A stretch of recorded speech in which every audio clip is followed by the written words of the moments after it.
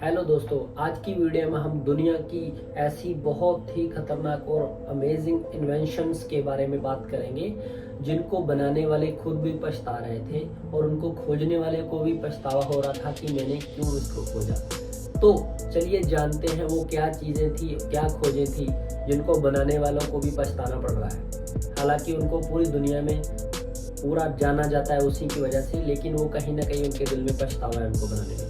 तो चलिए देखते हैं वो चीज़ें क्या थी और वो खोजें क्या थी। आवश्यकता ही आविष्कार की जननी होती है, लेकिन ज़रूरतें कभी पूरी नहीं होती। तो उन्हीं ज़रूरतों को पूरा करने के लिए कुछ वैज्ञानिकों ने बहुत सारी खोजें की, लेकिन उसमें से बहुत ही कुछ महत्वपूर्ण खोजें हैं जिनके वैज्ञानिक आज भी पछता रहे हैं कि उन्होंने वो खोजें क्यों की।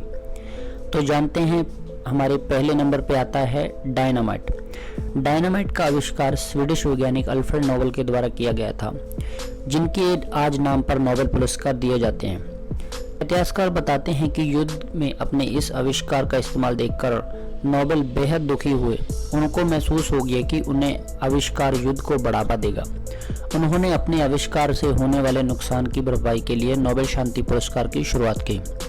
हालांकि प्रथम विश्व युद्ध में डायनामाइट के इस्तेमाल के कारण हुई तबाही को देखने के लिए जिंदा नहीं बचे थे। दोस्तों, दूसरे नंबर पे आता है हमारा atom bomb. Atom bomb America के मैनहट्टन प्रोजेक्ट की देन है। इसको रॉबर्ट ओपनहाइमर नाम के वैज्ञानिक के द्वारा बनाया गया था। पहले ओपनहाइमर अपनी इस सफलता पर काफी खुश हुए थे, लेकिन उन्होंने दुनिया का पहला परमाणु हथियार ढूंढ लिया था। बाद में उन्होंने इसके लिए बहुत पछतावा किया कि उनका हथियार बहुत ही तबाही ला सकता है।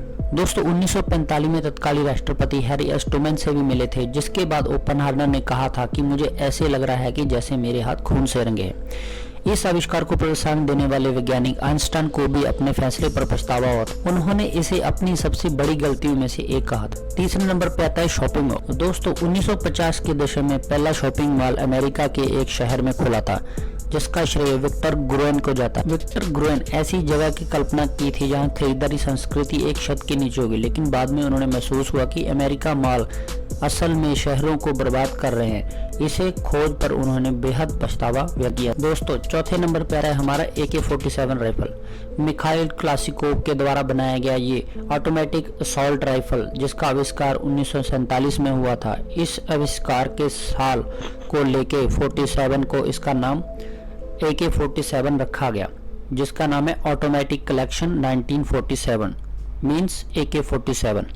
इसका आविष्कार रूसी सेना के लिए किया गया था, क्योंकि जिन्होंने 1949 में इस हथियार का इस्तेमाल शुरू किया था, लेकिन बाद में अन्य देशों द्वारा इनका इस्तेमाल किया जाने लगा। आज लगभग हर देश में AK-47 मौजूद है।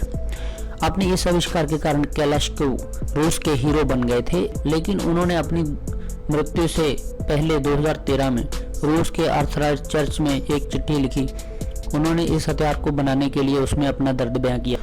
दोस्तों, हवाई जहाज का आविष्कार एक बहुत ही बड़ा आविष्कार माना जाता है, लेकिन हवाई जहाज का आविष्कार करने वाले राइट ब्रदर में से एक ऑवरी राइट ने जब द्वितीय विश्व युद्ध के बम बरसाने के लिए हवाई जहाज़ों का इस्तेमाल देखा तो वह काफ़ी चिंतित हुए। बताया जाता है कि जब अपने आविष्कार की मदद से उन्होंने हजारों लोगों को मरते देखा तो उन्हें इस आविष्कार करने पर बहुत ज़्यादा अफसोस हुआ। पॉपअप विज्ञापन की खोज। दोस्तों, ये ऑनलाइन साइट पर विज्ञापन का एक तरीका है जिसे ईथन जुकरमैन के द्वारा खोजा गया था।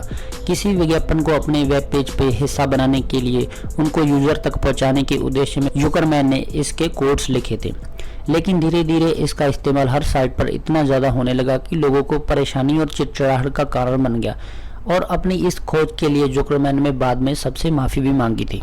दोस्तों, इंटरनेट के जनक कहे जाने वाले प्रोफेसर टिम बर्नर्स-ली के द्वारा 1989 में वर्ल्ड वाइड वेब की खोज की गई थी। ये वो आविष्कार है जिसने दुनिया के काम करने के तरीकों को पूरी तरह बदल, जो कई नए आविष्कारों का आधार बना। लेकिन ली अब इनके जरिए होने वाली गैरकानूनी हैकिंग, फर्जी खबरें और अन्य विध्वंसक गतिविधियों को लेकर बहुत परेशान है। 2018 में ली ने एक इंटरव्यू में कहा था कि मेरे आविष्कार के कारण होने वाली विध्वंसक गतिविधियों को देखकर मैं बेहद निराश हूँ। मुझे लगता है कि मानवता की सेवा के लिए बेहतर बनाने में इंटरनेट फेल हो गया है। लैब्राडोडल्स प्रजाति की खोज। दोस्तों ये कुत्ते की एक ऐसी प्रजाति है जो कि बुद्धिमान और बहुत प्यारे होते हैं, जिनके बाल नहीं गिरते। ये लेब्राडोर और पूडल्स कुत्ते की क्रॉस ब्रीडिंग से बनाए गए हैं। दोस्तों ये नई प्रजाति विकसित करने वाले शख्स हैं वाली कॉर्नर।